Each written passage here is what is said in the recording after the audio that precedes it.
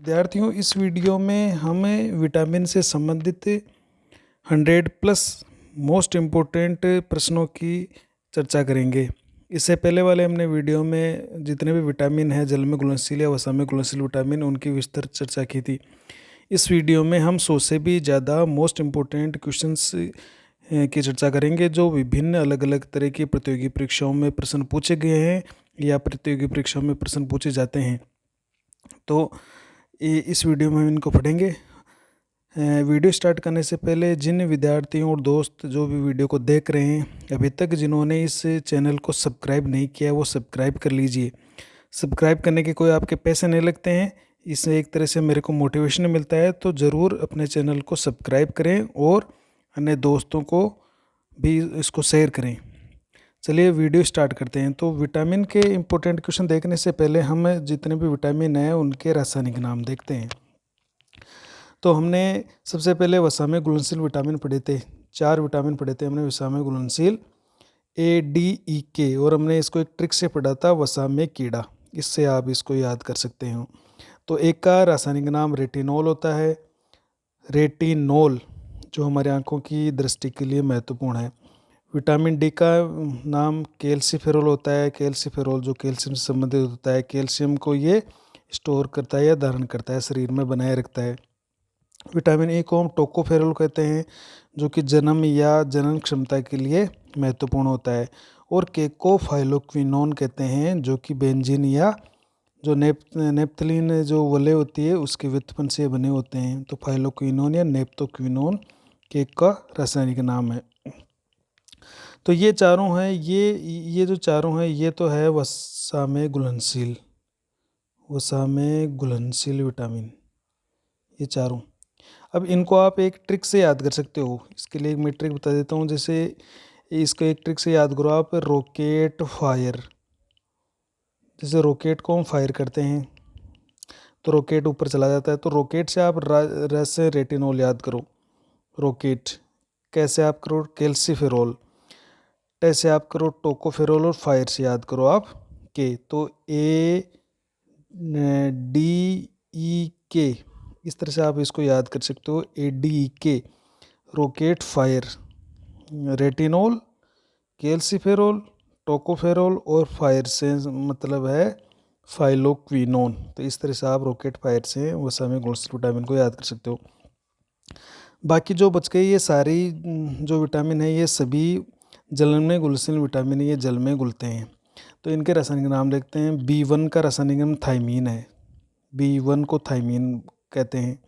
B2 का रासायनिक riboflavin या इसको लेक्टोफ्लेविन या विटामिन जी भी कहते हैं, ये हमने पढ़ा था। राइबोफ्लेविन, लेक्टोफ्लेविन जो दूध में मिलता है, और विटामिन जी भी इसको कहा जाता है, ये ग्रोथ वगैरह करता है इसलिए। B3 इसको नियसिन या निकोटिनिक अम्ल या बायोनिक या विटामिन PP भी इसको कहते हैं। Pellagra preventive vitamin, vitamin PP। तो ये सब विटामिन B3 के नाम है। नियसिन, निकोटिनिक अम्ल, बायोनिक भी कहते हैं इसको, और विटामिन PP भी कहते हैं। नेक्स्ट है B5 का रासायनिक नाम पेंटोथेनिक अम्ल होता है। तो 5 से आप पेंटोथेनिक अम्ल आसानी से याद कर सकते हो इसको। B6 का रासायनिक नाम पायरिडोक्सिन है। B7 को बायोटीन या विटामिन H भी कहते हैं, ये हमारी इस कमी से बाल झड़ने लगते हैं, तो विटामिन H भी इसको कहते हैं, इससे आप हेयर याद कर लो। B9 का रासायनिक नाम फोलिक अम्ल है, या इसको फोलेट या फोलासिन भी कहा जाता है। तो विटामिन B9 के फोलिक अम्ल, फोलेट या फोलासिन इसके रासायनिक नाम है। सबसे प्रमुख नाम जो काम लेते हैं अपन, इसको फोलिक एसिड या फोलिक अम्ल नाम से इसको लेते हैं। B12 जो विटामिन है, B12, उसको कोबालामिन या साइनोकोबालामिन कहते हैं। और जो मोस्ट इम्पोर्टेंट विटामिन, जैसे एक और बच गया C, जिसको हम एस्कोर्बिक अम्ल या एस्कोर्बेट कहते हैं। तो ये हमारे सारे जो भी है ये जल में घुलनशील विटामिन है। ये जल में घुलनशील, ये जितने भी B वाले हैं और C जो है, ये सारे जल में घुलनशील विटामिन हमने पढ़े थे। तो इसको आप एक ट्रिक से याद कर सकते हो। इसके लिए भी मैंने एक स्वरचित ट्रिक बनाई है, जो कुछ इस तरह से है कि जैसे थाइमीन है, राइबोफ्लेविन है, निएसिन है, पेंटोथेनिक अम्ल है, पायरिडोक्सिन है, बायोटीन है, B7, फोलिक अम्ल B9 है, कोबालामिन। तो इसमें क्या होता है कि ज़्यादातर केमिकल नाम इसका या केमिकल नेम एग्ज़ाम में पूछे जाते हैं।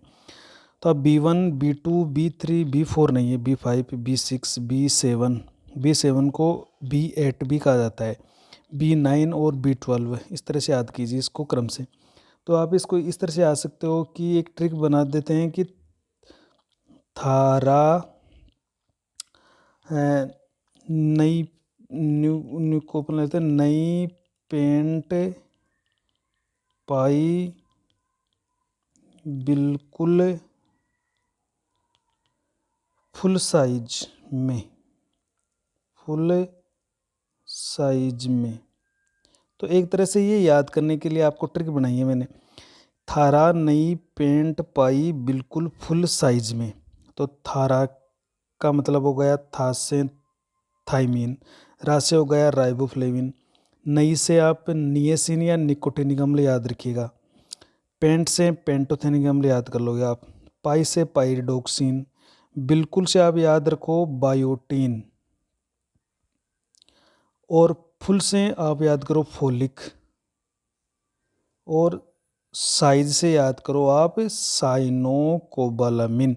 तो इस तरह से आप सभी जल में घुलनशील विटामिन को याद कर सकते हो। वसा में घुलनशील विटामिन के लिए आपको दिया था रॉकेट फायर, और जल में घुलनशील विटामिन के लिए थारा नई पेंट पाई बिल्कुल फुल साइज में। इस तरह से आप ट्रिक्स द्वारा इसको याद कर सकते हो। तो हमने केमिकल नेम पढ़े हैं। अब चलिए चलते हैं हमारे जो मोस्ट इम्पोर्टेंट प्रश्न हमने बनाए हैं और उन प्रश्नों पर चलते हैं। तो सबसे पहले हम चलते हैं प्रश्न संख्या 1 पर। देखिए ये हमारा प्रश्न संख्या 1 है। तो ये विटामिन से संबंधित हमारे महत्वपूर्ण प्रश्न है। अपने चैनल ओके बायोलॉजी को आप सब्सक्राइब करें और शेयर भी करें। पहला प्रश्न ले लेते हैं। देखिए कि विटामिन में निम्न में से विटामिन का प्रकार है। तो निम्न में से वसा में घुलनशील, जल में घुलनशील दो प्रकार के विटामिन पढ़े हैं। तो इसका सही आंसर होता है ए और बी, कि ए और बी है वो दोनों विटामिन के प्रकार वसा में घुलनशील भी होते हैं तो जल में घुलनशील भी होते हैं। वसा में घुलनशील कौन कौन से होते हैं? ए, डी, ई, के, और इसमें बी कॉम्प्लेक्स होता है, और सी विटामिन पाया जाता है जल में घुलनशील। वसा में घुलनशील विटामिन नहीं है, तो इसमें पूछा है कि कौन सा विटामिन वसा में घुलनशील नहीं है। तो हम जानते हैं कि ए, डी, ई, के होता है। तो ए, डी, ई, के, तो ये जो सी है ये विटामिन है वसा में घुलनशील नहीं है। ये किस में घुलता है? ये जल में घुलनशील विटामिन होता है।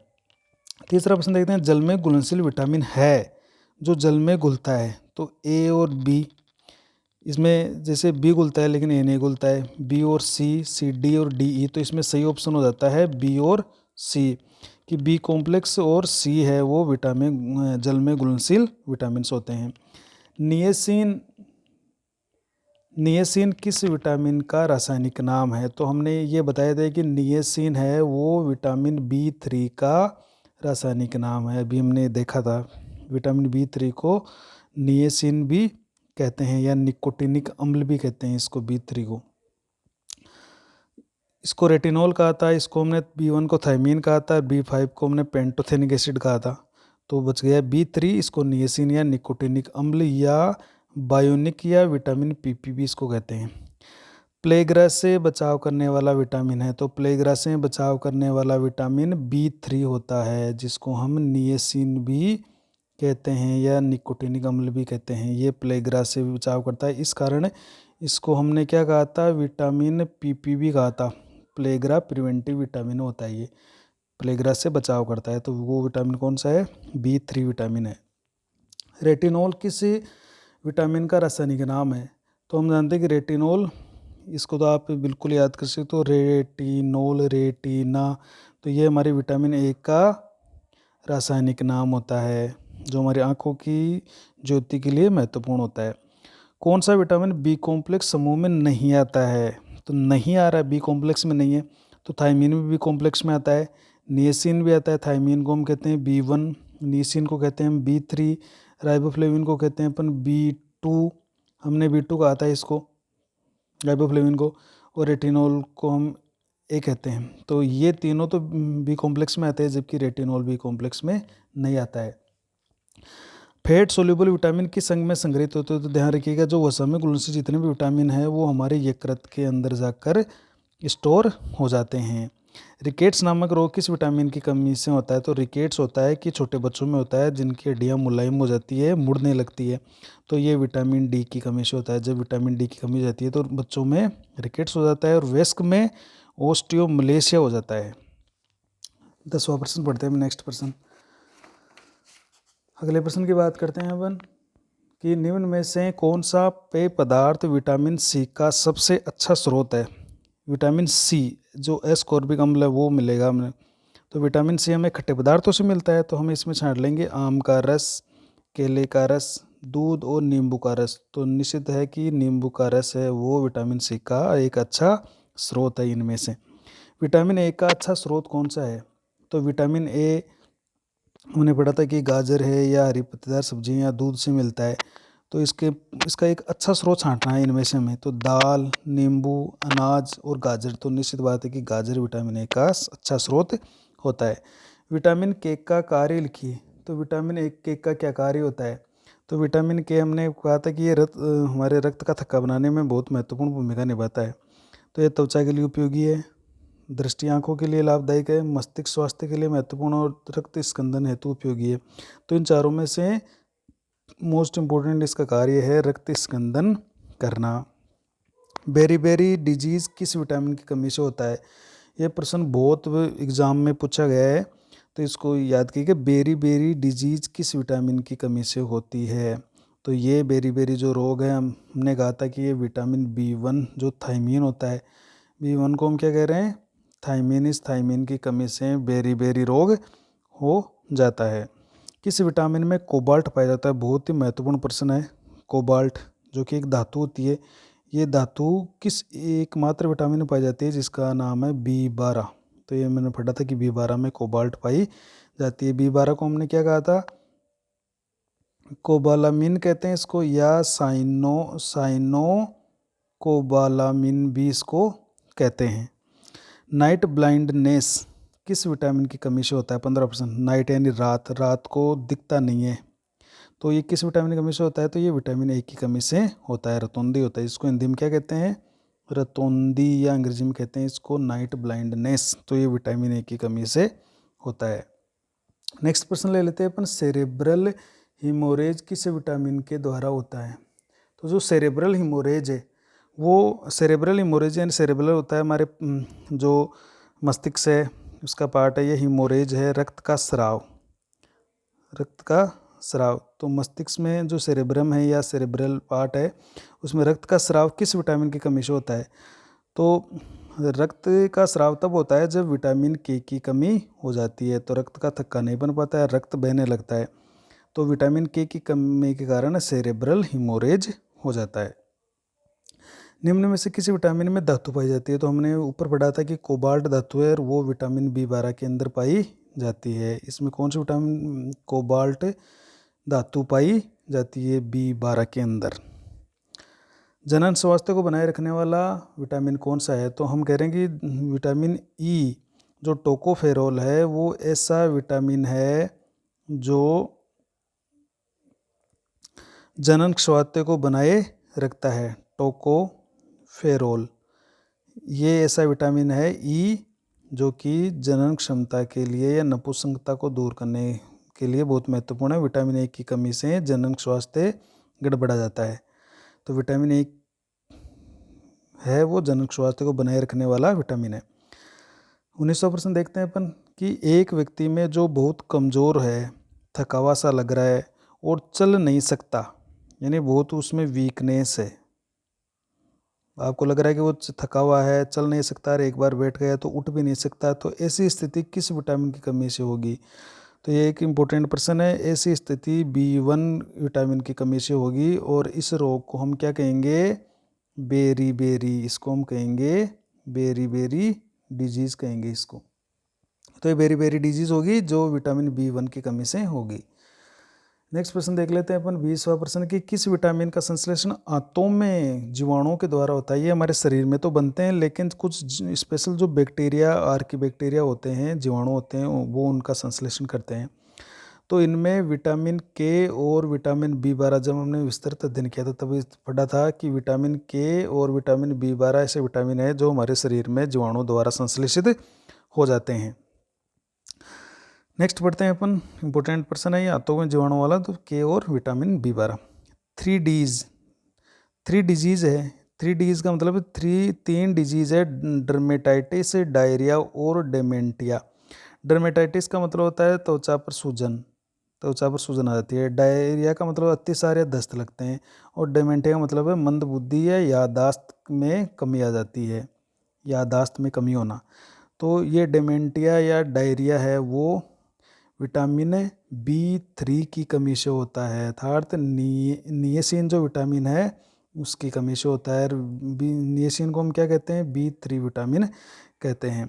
तो नियसिन विटामिन की कमी से 3Ds, डर्मेटाइटिस, डायरिया और डेमेंटिया रोग हो जाते हैं, जिनको 3Ds बोलते हैं। ये नियसिन या विटामिन B3 की कमी के कारण होता है।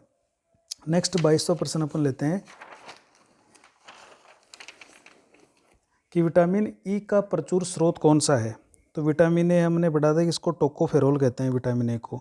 और ये हमने पढ़ा था कि ये जो अंकुरित गेहूँ होते हैं या अनाज होता है उसमें सबसे ज़्यादा मिलता है। तो अनाज में, दूध में, यकृत में और अंकुरित गेहूँ, तो इसका सबसे अच्छा स्रोत इनमें से अंकुरित गेहूँ है।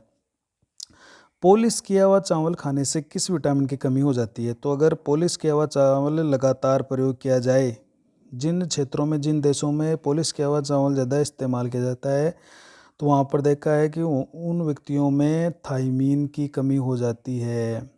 तो थायमीन अर्थात विटामिन B1 की कमी हो जाती है और उनमें बेरी रोग हो जाता है। तो ये बहुत इंपॉर्टेंट प्रश्न है कि पॉलिश किया हुआ चावल खाने से विटामिन B1 की या थायमीन की कमी हो जाती है और बेरी रोग हो जाता है। कौन सा रोग हो जाएगा, बेरी रोग हो जाएगा। अभाव रोग होता है, ये अभाव रोग क्या है, तो ध्यान रखिएगा, वो अभाव रोग होता है हमेशा विटामिन की कमी से। विटामिन की कमी हो जाती है तो उससे कमी से होने वाले रोगों को अभाव रोग कहते हैं। विटामिन जी किस विटामिन को कहते हैं, ये भी एक इम्पोर्टेंट प्रश्न है। विटामिन जी हम कहते हैं विटामिन B2 को। तो B2 को हमें विटामिन जी भी कहते हैं। और B2 को हम, इसका रासायनिक नाम हमने क्या पढ़ा था, राइबोफ्लेविन या लेक्टोफ्लेविन, इसको राइबोफ्लेविन भी कहते हैं। B2 को विटामिन जी भी कहते हैं। नेक्स्ट है विटामिन PP किस विटामिन को कहते हैं। तो हमने विटामिन PP किसको कहा था, विटामिन B3 को कहा था। और B3 का रासायनिक नाम होता है नियसिन। तो B3 या नियसिन विटामिन को विटामिन PP भी कहते हैं। स्पेक्टेकल नेत्र या बालों का झड़ना किस विटामिन की कमी से होता है।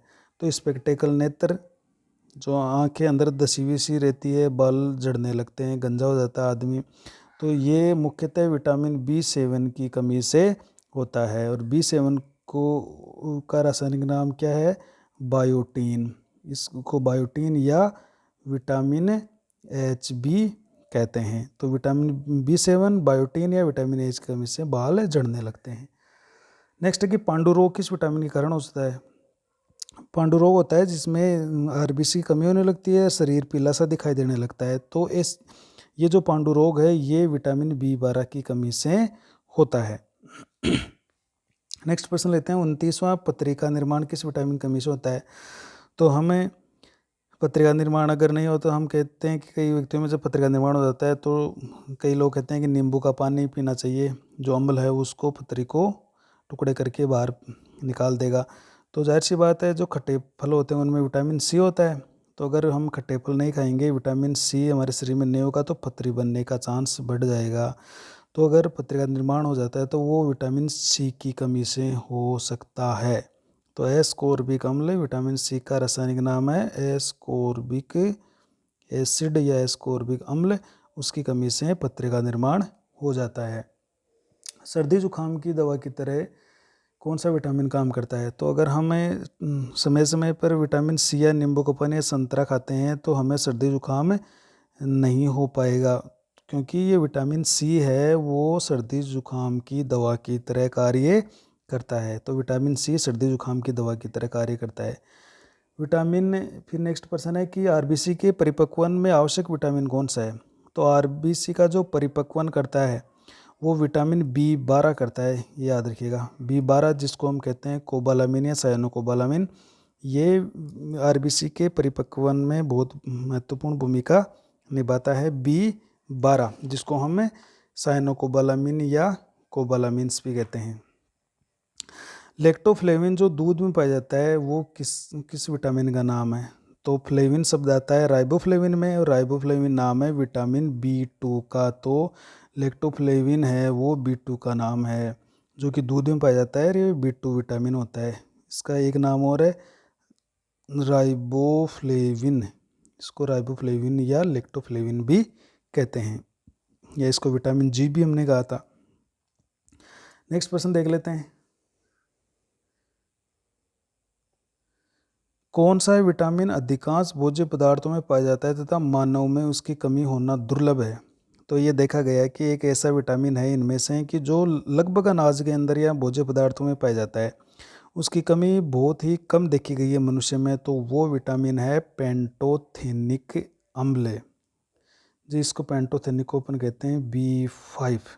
तो बी 5 या पेंटोथेनिक अम्ल ऐसा विटामिन है जिसकी मानव में कमी बहुत ही कम होती है या दुर्लभ होती है, क्योंकि ये लगभग अनाज के अंदर पाया जाता है, जिसमें पेंटो का अर्थ ही होता है सब जगह पर।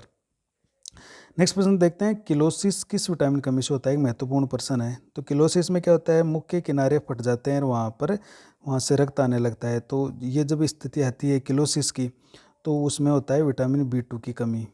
बी 2 को हम राइबोफ्लेविन कहते हैं। इससे किलोसिस या ग्लोसाइटिस होता है, जिसमें मुंह के किनारे पड़ जाते हैं किलोसिस में, तो और रक्त आने लगता है। तो ये बी 2 की कमी के कारण होता है किलोसिस। नेक्स्ट प्रश्न अपन पढ़ते हैं 35वां प्रश्न। बहुत एक इम्पोर्टेंट प्रश्न है कि विटामिन ADEK के रासायनिक नामों का सही क्रम कौन सा है। तो ADEK का रासायनिक क्रम, तो एक का रासायनिक क्रम ने रॉकेट फायर पढ़ा था, रेटिनोल, इसको कैल्सिफेरोल, इकोटोकोफेरोल, और के को हम क्या कहते हैं, फाइलोक्विनोन। तो इसका हम देखेंगे, एक को रेटिनोल, ये रेटिनोल 3 में है। फिर डी को कहते हैं कैल्सिफेरोल, तो कैल्सिफेरोल 2 में है। ई टोकोफेरोल, तो ये टोकोफेरोल हो गया, और ये फाइलोक्विनोन। तो इसका मतलब है तीसरा जो ऑप्शन है इसका सही ऑप्शन है रेटिनोल, कैल्सिफेरोल, टोकोफेरोल और फाइलोक्विनोन। 36वां प्रश्न देखिए, गलत मिलान बताइए जो गलत है। जैसे बी 1 को थाइमीन कहते हैं, ये सही है। बी 5 को पेंटोथेनिक अम्ल, ये भी सही है। बी 5 को कोबालामिन कहते हैं, ये भी सही है। और बी 3 को हम राइबोफ्लेविन नहीं कहते हैं। बी 3 को हम क्या कहते हैं, नियसिन कहते हैं। तो इसका मतलब है वो डी ऑप्शन है वो गलत है। इसके अंदर बी 3 को हम नियसिन या निकोटिनिक अम्ल कहते हैं। राइबोफ्लेविन किसे कहते हैं, राइबोफ्लेविन हम कहते हैं बी 2 को। नेक्स्ट प्रश्न देख लेते हैं अपन। विटामिन है बी 1, बी 2, बी 3, बी 5 और बी 6 का सही रासायनिक नाम है। अभी तक ऐसे प्रश्न नहीं आए, लेकिन किसी भी परीक्षा में प्रश्न पूछे जा सकते हैं। B 1, B 2, B 3, B 5, B 6 के सही नाम है। तो सही नाम देखिएगा इसमें, बी 1 को हम थाइमीन कहते हैं, बी 2 को हम राइबोफ्लेविन कहते हैं, बी 3 को नियसिन या निकोटिनिक अम्ल कहते हैं, बी 5 को पेंटोथेनिक अम्ल कहते हैं, और बी 6 को पायरिडोक्सिन कहते हैं। तो इसमें छाटेंगे बी 1 को थाइमीन, तो सब में थाइमीन है। फिर बी 2 होता है राइबोफ्लेविन, तो राइबोफ्लेविन छान लेते हैं, तो इसमें 2 राइबोफ्लेविन है। फिर तीसरा देखते हैं बी 3 निकोटिनिक अम्ल या नियसिन, तो ये निकोटिनिक अम्ल ये आ गया। तो इसका 5वां पेंटोथेनिक अम्ल है, और 6 पायरिडोक्सिन। तो इसका मतलब है ये सही हमें मिल गया। सेकेंड नंबर का ऑप्शन है वो सही है। थाइमीन, राइबोफ्लेविन, निकोटिनिक अम्ल, पेंटोथेनिक अम्ल और पायरिडोक्सिन, ये इसका सही आंसर हो जाता है। सनसाइन विटामिन है। 38वां प्रश्न देखते हैं। सनसाइन, सन का मतलब होता है सूर्य, तो सूर्य की साइन मतलब प्रकाश किरण या चमक से। तो सूर्य की चमक से, चमक वाला विटामिन जो हमें सूर्य से मिलता है, तो हम जानते हैं कि वो विटामिन डी होता है। विटामिन डी होता है हमारे शरीर में 7 हाइड्रो कोलेस्ट्रोल होता है, जो कि अल्ट्रावायलेट रेज की उपस्थिति में विटामिन डी का निर्माण कर सकते हैं, जिसको विटामिन D3 भी कहते हैं या कोलेकेल्सिफेरॉल भी इसको कहा जाता है। नेक्स्ट प्रश्न है इंपॉर्टेंट प्रश्न, टिटेनी रोग किस विटामिन की कमी से होता है? तो ये प्रश्न परीक्षा में पूछा गया है, सनसाइन और टिटेनी वाला। तो टिटेनी रोग है वो विटामिन डी की कमी से होता है। टिटेनी रोग में क्या होता है, कैल्शियम की कमी हो जाती है, जिसमें जो पेशियाँ होती है उसमें मरोड़े आने लगती हैं, ऐठन आने लगती है, तो विटामिन डी की कमी से ऐसा होता है। कौन सा विटामिन रक्त को शरीर के अंदर जमने नहीं देता है तथा शरीर से बाहर बहने भी नहीं देता है? मतलब ऐसा विटामिन है जो न तो शरीर रक्त को शरीर के अंदर जमने देगा और जब चोट लग जाती है तो रक्त को शरीर से बाहर भी नहीं बहने देगा। तो वो एक इम्पोर्टेंट विटामिन है विटामिन के, जो कि रक्त स्कंदन का कार्य करता है। 41वां प्रश्न देखते हैं, ब्रेन हेल्थ विटामिन किसे कहते हैं? ब्रेन हेल्थ जो हमारी मस्तिष्क के स्वास्थ्य के लिए इम्पोर्टेंट है। तो B3, B6 और B12, तो ये जो विटामिन है या उपरोक्त सभी, तो ये सभी विटामिन है वो बी कॉम्प्लेक्स वाले हमारे ब्रेन के लिए महत्वपूर्ण होते हैं। तो B3 तो हमने निएसिन या निकोटिनिकम कहा था, तो ये तो हमारे कई तरह के ऊर्जा वाले अणु बनाता है, जैसे NAD और NADP। ये B6 है वो पायरिडोक्सिन है, तो ये कई तरह के उपापचय क्रियाओं से संबंधित होता है। और B12 जैसे RBC का अच्छी तरह से उत्पादन करता है, तो ये हमारे मस्तिष्क के लिए सही सभी सही है। पहले से प्रश्न देखते हैं, अभाव रोग का सही मिलान करना है हमें, कि एक विटामिन है बी, सही मिलान करना है। तो B1 से प्लेग्रा, ये गलत है, B1 से बेरी बेरी होता है। B3 से बेरी बेरी नहीं होता है, B3 से होता है प्लेग्रा। B12 से परनीसियस एनीमिया होता है, स्कर्वी नहीं होता है। तो B9 से है मैक्रोसाइटिक एनीमिया, तो ये ऑप्शन सही है डी वाला, कि B9 से मैक्रोसाइटिक एनीमिया होता है। और ये सही बात है। इसमें क्या होता है, RBC की जो साइज है वो बढ़ जाती है और HB की मात्रा कम हो जाती है। तो ऐसी स्थिति को हम कहते हैं मैक्रोसाइटिक एनीमिया, जो कि विटामिन B9 को हम कहते हैं फोलिक एसिड की कमी से ऐसा होता है। नेक्स्ट प्रश्न देख लेते हैं अपन 43 वाला। नेक्स्ट प्रश्न है बहुत ही महत्वपूर्ण प्रश्न, गोल्डन राइस उपयोगी है। गोल्डन राइस जिसको अपन कहते हैं सोने का चावल, हिंदी में कहें सोने का चावल, ये इसको बोलते हैं स्वर्ण चावल। तो ये एक सोने का चावल है जो स्वर्ण चावल गोल्डन राइस है, ये एक GMO चावल किस्म है। GMO का मतलब है जेनेटिकली मॉडिफाइड या आनुवांशिक रूपांतरित किस्म है। इस चावल में एक ऐसा जीन डाला गया है जो कि विटामिन ए का संश्लेषण कर लेता है। तो ये उपयोगी इसलिए है क्योंकि इससे ये विटामिन का स्रोत है। और वो भी कौन सा विटामिन है, ये विटामिन ए का स्रोत है, इससे विटामिन ए मिलता है। तो बहुत ही महत्वपूर्ण प्रश्न है ये कि इस चावल की ऐसी किस्म बनाई है वैज्ञानिकों ने, जिसमें उन्होंने ऐसा जीन डाल दिया है जो विटामिन ए का संश्लेषण कर सकता है। अब चावल तो सभी लोग खाते हैं, तो उनमें सभी में विटामिन ए उनको मिलता रहेगा। और जो अंधेपन की समस्या है देश में, वो अंधेपन की समस्या है वो ख़त्म हो जाएगी। तो चावल तो एक सभी को मिलने वाला आहार है, तो इस तरह से इसमें एक जीन डाल दिया गया विटामिन ए बनाने वाला, तो ये विटामिन ए का स्रोत हो गया इसमें। नेक्स्ट पढ़ते हैं, निएसिन विटामिन का संश्लेषण किस अमीनो अम्ल से होता है? तो ये एक इंपॉर्टेंट प्रश्न है, ध्यान रखिएगा। ट्रिप्टोफैन एक अमीनो अम्ल है, आवश्यक अमीनो अम्ल, जिससे निएसिन विटामिन का संश्लेषण होता है। ये प्रश्न आया हुआ है एक परीक्षा में। कोएंजाइम कौन सा विटामिन पाया जाता है? तो ध्यान रखिएगा, जो कोएंजाइम होता है वो विटामिन बी अपने जो पायरिडोक्सिन है या B5, हाँ B5 का है ये, पेंटोथेनिक का B5 को अपन पेंटोथेनिक एसिड कहते हैं। तो जो कोएंजाइम ए है वो B5 या पेंटोथेनिक अम्ल के अंदर पाया जाता है। B5 जो कोएंजाइम ए का एक प्रमुख भाग या घटक है। नेक्स्ट अपन पढ़ लेते हैं, कोलेजन तंतुओं का निर्माण और आयरन यानी लोहा जो तत्व होता है रिज पत्तेदार सब्जियों में, उसका अवशोषण में कौन सा विटामिन सहायक है? तो इनके अवशोषण में जो विटामिन C है, एस्कॉर्बिक अम्ल, वो सहायक होता है। ये इंपॉर्टेंट प्रश्न है, वो कोलेजन तंतु के निर्माण में और लोहे के जो तत्व है उनके अवशोषण में विटामिन सी महत्वपूर्ण भूमिका निभाता है। विटामिन सी का सबसे खराब स्रोत कौन सा है जिससे विटामिन सी सबसे कम मिलता है? तो इसमें दूध है, अमरूद है, मूली है, पत्ता गोभी है। तो ये जो तीनों ही है ये विटामिन सी के स्रोत होते हैं, जबकि दूध है वो विटामिन सी का एक खराब स्रोत है। ये विटामिन ए या बी मिल सकता है लेकिन सी इससे नहीं है, बहुत एक कम मिलता है दूध से। बाकी अमरूद से या मूली से या पत्ता गोभी है उनसे विटामिन ए सी है वो भरपूर मिलता है। डिब्बाबंद भोजन की अधिक प्रयोग से कौन सा रोग हो जाता है? तो डिब्बाबंद भोजन का अगर अधिक से अधिक प्रयोग किया जाए तो उससे स्कर्वी रोग हो जाता है। तो ये देखा गया है कि जब पुराने ज़माने में जो सेनाएं होती थी उनको डिब्बाबंद भोजन दिया जाता था, तो उन्हें जो सेना के जो फौजी होते थे सैनिक, उनमें देखा गया तो उनमें स्कर्वी रोग की काफ़ी अधिकता पाई गई थी। तो इस कारण से डिब्बाबंद भोजन के कारण स्कर्वी रोग होने का खतरा बहुत ज़्यादा बढ़ जाता है।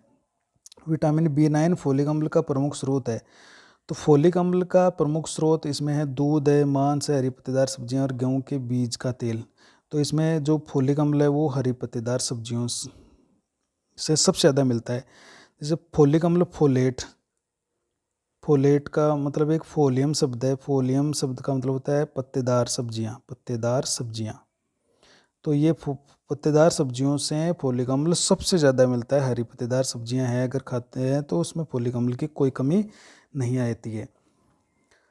नेक्स्ट प्रश्न ले लेते हैं, एंटीऑक्सीडेंट के रूप में कार्य करने वाला विटामिन कौन सा है? तो एंटीऑक्सीडेंट के रूप में कार्य करने वाला विटामिन है वो ई और सी है, ये याद रखिएगा। ई को टोकोफेरोल कहते हैं और सी को एस्कोर्बिक अम्ल कहते हैं। तो ये ई और सी एंटीऑक्सीडेंट के रूप में कार्य करते हैं। एविडीन एक प्रोटीन है, एंटी विटामिन है, ये एंटी विटामिन प्रोटीन है जो किस विटामिन से संबंधित है? तो ये ध्यान रखिएगा, ये बायोटीन विटामिन से संबंधित है जो बायोटीन के अवशोषण को रोक देता है। ये एविडीन, ये एक एंटी विटामिन प्रोटीन है एविडीन जो बायोटीन के अवशोषण को रोक देता है। एक व्यक्ति वो लगातार दूध अंडे का अधिक सेवन करता रहता है तो उसमें किस स्वभाव रोग की समस्या हो जाएगी? तो ऐसे व्यक्ति में स्कर्वी रोग हो जाएगा। उसमें बी और उसमें ए तो उसको मिलता रहेगा, डी भी उसकी त्वचा में बन जाएगा, लेकिन उसको सी नहीं मिलेगा। तो सी नहीं मिलेगा तो स्कर्वी रोग हो जाएगा। तो लगातार दूध अंडे अगर कोई व्यक्ति खाता है लगातार अधिक समय तक तो स्कर्वी रोग का खतरा बन जाता है। मसूड़ों में खून बहना, दांत ढीले हो जाना, ये किस विटामिन की कमी के कारण होता है? तो मसूड़ों में खून बहना, खून बहते हैं या दांत ढीले हो जाते हैं तो वो विटामिन सी की कमी से होता है।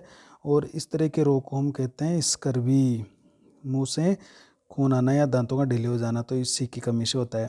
हाइपोप्रोथ्रोम्बिन या रोग किस विटामिन की कमी से होता है? तो जो प्रोथ्रोम्बिन होता है वो थक्का बनाने के काम में आता है। तो ये विटामिन के की कमी से ऐसा होता है कि प्रोथ्रोम्बिन हाइपो यानी होता है कम, कमी, और प्रोथ्रोम्बिन का मतलब होता है जो एक प्रोटीन होती है जो रक्त थक्का बनाती है उसकी कमी हो जाती है, तो विटामिन के की कमी से होता है। नेक्स्ट हम 55वां देखते हैं कि प्रश्न है कि शरीर में संक्रमण से बचाव करने वाला विटामिन कौन सा है? तो शरीर से संक्रमण से बचाव करने वाला जो विटामिन है या इसको बोलते हैं एंटी इन्फेक्शन विटामिन किसे कहते हैं? तो विटामिन ए को हम एंटी इन्फेक्शन विटामिन भी कहते हैं। ये हमारे शरीर की इन्फेक्शन से या संक्रमण से सुरक्षा भी करता है। ये याद रखिएगा, इंपॉर्टेंट प्रश्न है ये। वयस्क में होने वाले ओस्टियोमलेशिया रोग किस रोग विटामिन की कमी के कारण होता है? तो ये भी एक महत्वपूर्ण प्रश्न है। ओस्टियोमलेशिया जो वयस्क में होती है तो वो ये विटामिन डी की कमी से होता है। और बच्चों में होता है रिकेट्स, तो वो भी विटामिन डी की कमी से होता है। नेक्स्ट प्रश्न देख लेते हैं, मानव की त्वचा और होठ का फटना किस विटामिन की कमी के कारण होता है? जो होठ या त्वचा फट जाते हैं हम कहते हैं किलोसिस, और किलोसिस की स्थिति कब आती है? विटामिन बी2 के कमी के कारण। तो विटामिन बी2 जिसको हम राइबोफ्लेविन कहते हैं, उस राइबोफ्लेविन की कमी के कारण ऐसा होता है। कोड लीवर तेल ये मछली का तेल है। इस मछली के तेल में सबसे ज़्यादा प्रचुर मात्रा में कौन से विटामिन होते हैं? तो ए, डी और सी। तो इसमें सबसे ज़्यादा ए और डी पाए जाते हैं। कोड लीवर जो तेल है उसमें ए और डी प्रचुर मात्रा में पाए जाते हैं। एक महत्वपूर्ण प्रश्न है, कौन सा विटामिन घाव भरने में सहायक है? तो एक बहुत ही महत्वपूर्ण प्रश्न है कि विटामिन सी है वो घाव भरने में भी सहायक है, क्योंकि ये संयोजक के कोलेजन तंतुओं का निर्माण करता है और आयरन के अवशोषण भी बढ़ाता है। तो ये क्या करता है कि ब्लड वेसल्स को भी मजबूत बनाता है, तो इससे घाव है वो जल्दी जल्दी भर जाते हैं। तो विटामिन सी की अगर कमी हो जाती है तो घाव जल्दी से नहीं भरते हैं। तो घाव भरने में सहायक विटामिन सी होता है। किस विटामिन की कमी से बाल सफ़ेद हो जाते हैं? तो विटामिन ए, B6 और B12 है। तो B6 और B12 की कमी से बाल सफ़ेद हो जाते हैं। ये भी इम्पोर्टेंट प्रश्न है कि बाल वाइट या सफ़ेद क्यों जाते हैं? तो B6 और B12 की कमी से। 60वां प्रश्न है, बहुत ही महत्वपूर्ण प्रश्न है कि स्वर्ण चावल जिसको अपन गोल्डन राइस कहा था अभी पहले, गोल्डन राइस ये एक पराजनीय फसल है, किस वांछनीय गुण हेतु तैयार की गई है? तो ये वांछनीय स्टार्च के लिए, अमीनोमल के लिए, इंसुलिन के लिए, विटामिन ए के लिए। तो हमने कहा था कि इसमें किसी जीन डाली गई है जो कि विटामिन ए का संश्लेषण कर देती है। तो धान सभी खाएंगे, सभी को, गरीबों को भी मिलेगा। तो उनमें जो अंधेपन की समस्या है, रतौंधे की समस्या है, वो दूर हो जाएगी। इसी कोशिश के साथ ये स्वर्ण चावल या गोल्डन राइस चावल की किस्म बनाई गई है जो विटामिन ए का प्रमुख स्रोत है। बहुत ही महत्वपूर्ण प्रश्न है 61वां कि गर्म करने से में सबसे पहले नष्ट होने वाला विटामिन कौन सा है? तो जब हम गर्म करते हैं ज़्यादा सब्जी को या खाने भोज्य पदार्थ को, तो सबसे पहले विटामिन सी नष्ट होता है। तो ये अगर ज़्यादा गर्म करते हैं, ज़्यादा सब्जी को अपन आग में गर्म कर रहे हैं, तो विटामिन सी है वो पूरी तरह से नष्ट हो जाता है।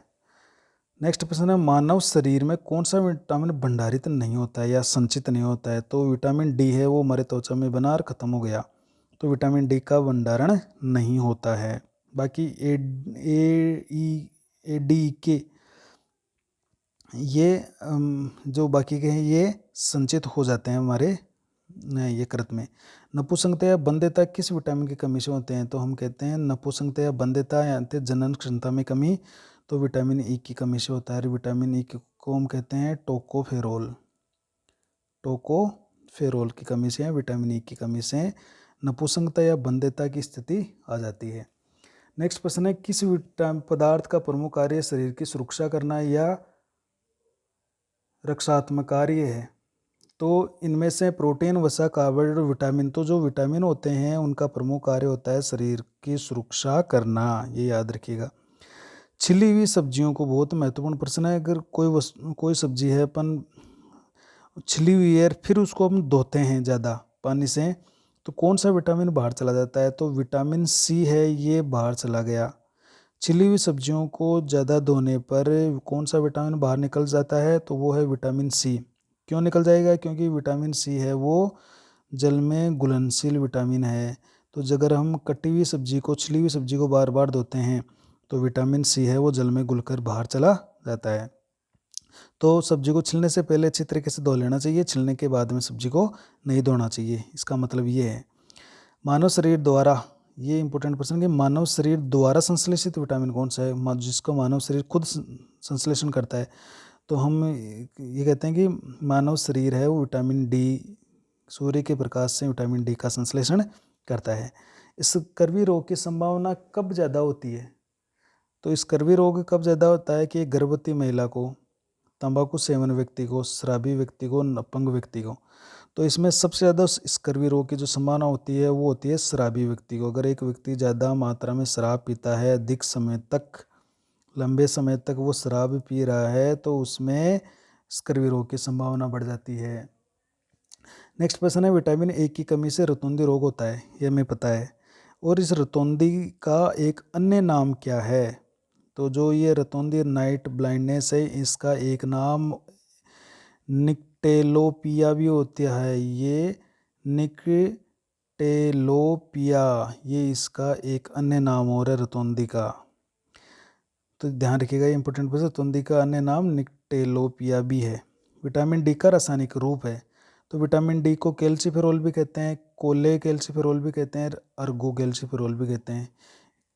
कैल्सीफेरोल को डी भी कहते हैं, कोले कैल्सीफेरोल को D3 भी कहते हैं, अर्गो कैल्सीफेरोल को D2 भी कहते हैं। तो ये सभी विटामिन डी के रूप हैं। तो इसमें ऑप्शन आ जाता है उपरोक्त सभी। नेक्स्ट 70वां प्रश्न पढ़ते हैं अपन, नंबर 70। 70वां प्रश्न ये है कि ब्यूटी विटामिन कैसे कहते हैं? ब्यूटी विटामिन या सुंदरता वाला विटामिन, ये इसको सौंदर्य विटामिन भी कह दें। तो ब्यूटी विटामिन, जो ब्यूटी विटामिन है वो विटामिन होता है विटामिन ई। तो ये विटामिन ई क्या करता है, एंटीऑक्सीडेंट का काम करता है, एंटीऑक्सीडेंट का काम, जिससे त्वचा है वो स्वस्थ रहती है। तो त्वचा अगर अच्छी तरह से साफ और स्वस्थ रहेगी तो ब्यूटी बराबर रहेगी। तो विटामिन ई को ब्यूटी विटामिन भी कहा जाता है। हार्मोन विटामिन कौन सा है, या कौन सा विटामिन हार्मोन की तरह कार्य करता है? तो ये जो हार्मोन है विटामिन डी भी हार्मोन की तरह कार्य करता है, जो हमारे शरीर में कैल्शियम के आयनों के स्तर को बनाए रखता है। तो ये हार्मोन विटामिन की तरह कार्य करता है विटामिन डी। एक महत्वपूर्ण प्रश्न है, फर्टिलिटी विटामिन किसे कहते हैं? ये प्रश्न आया हुआ है कि फर्टिलिटी का मतलब होता है जनन क्षमता को बनाए रखने वाला। तो जनन क्षमता को बनाए रखने वाला फर्टिलिटी विटामिन है विटामिन ई, जिसको हम टोकोफेरोल भी कहते हैं। विटामिन ई इसका सही आंसर है, फर्टिलिटी विटामिन विटामिन ई को कहते हैं। नेक्स्ट प्रश्न है 73वां, विटामिन का प्रमुख कार्य क्या है? तो विटामिन का प्रमुख कार्य देखिए, ऊर्जा का स्रोत, ये कार्बोहाइड्रेट वसा का है, संक्रमण से सुरक्षा है, एंजाइम के लिए सहकारक का कार्य करना है, कोशिकाओं की वृद्धि करना है। तो देखिए विटामिन का सबसे महत्वपूर्ण काम होता है, जो भी हमारे एंजाइम होते हैं उन एंजाइमों के साथ लगकर एंजाइम की क्रियाविधि को बढ़ाना या उत्प्रेरक का काम करना। तो इसका सही आंसर हो जाता है एंजाइम के लिए सहकारक का कार्य या एंजाइम के साथ उत्प्रेरक का कार्य करना, जिससे हमारी जो जैविक अभिक्रियाएं हैं वो आसानी से संपन्न हो जाती है। 74वां प्रश्न है कि फाइलोक्विनोन या नेप्टोक्विनोन किस विटामिन को कहा जाता है? तो हमने विटामिन ए को फाइलोक्विनोन या नेप्टोक्विनोन कहते हैं। किस विटामिन की कमी के कारण शरीर रोगों का घर बन जाता है? तो ए बी सी डी।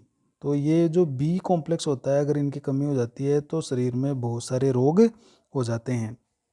तो बी कॉम्प्लेक्स की कमी से विटामिन शरीर रोगों का घर बन जाता है। तो ये ऐसा अगर कोई प्रश्न आए तो आप बी कॉम्प्लेक्स इसमें सही आंसर करेंगे। नेक्स्ट प्रश्न देखते हैं अपन 76वां, कि मानव शरीर में आवश्यक विटामिन की संख्या कितनी होती है? तो एक नॉर्मली अपन देखें कि अब अभी तक हमने पढ़ा है कि मानव में जो विटामिन होते हैं वो कितने होते हैं। तो हमने वसा में घुलनशील पढ़े थे और जलन में घुलनशील पढ़े थे। वसा में हमने ए डी के पढ़ा था, ए डी ई के,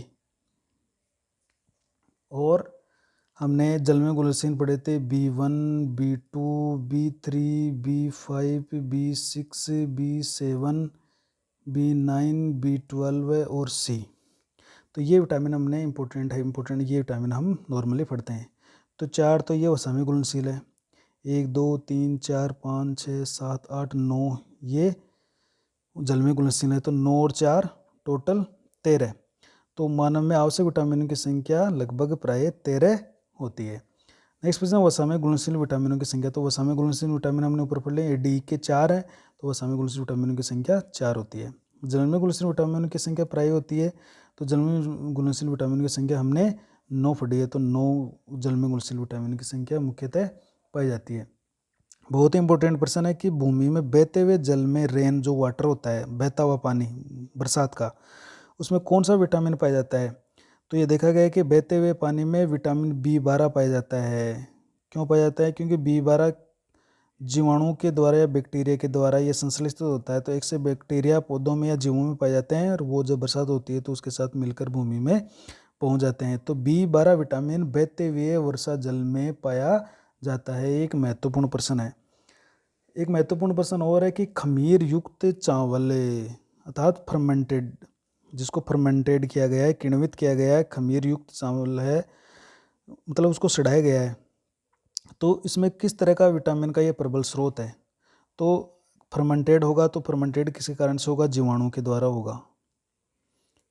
इसको समझिए कि खमीर या जो फर्मेंटेड है वो जीवाणु के द्वारा होगा, और जीवाणु कौन से विटामिन का संश्लेषण करेंगे? B12 का करेंगे। तो इसमें है कि खमीर युक्त चावल अगर व्यक्ति को दिया जाता है तो B12 उसको सबसे ज़्यादा प्राप्त हो जाते हैं। तो खमीर युक्त चावल विटामिन का प्रबल स्रोत है वो B12 होता है।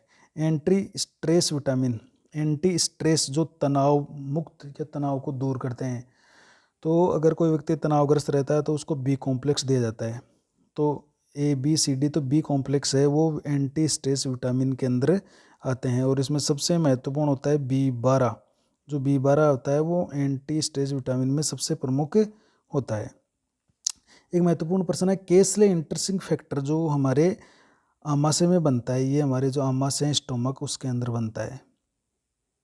ये केसले आंतरिक कारक है, किस विटामिन के अवशोषण में सहायक है? तो ये हम विटामिन B12 के अवशोषण में सहायक होता है। ये इंपॉर्टेंट प्रश्न याद रखिएगा, B12 का अवशोषण करता है ये हमारी छोटी आंत के अंदर, केसले इंटरेस्टिंग फैक्टर। सबसे एक इम्पोर्टेंट प्रश्न होते हैं, सर्वप्रथम खोजा गया वसा घुलनशील विटामिन कौन सा है? जो वसा में घुलनशील, तो वसा में घुलनशील विटामिन कौन कौन से हैं? A, D, E, K। तो इन चारों में से सबसे पहले खोजा गया था विटामिन ए।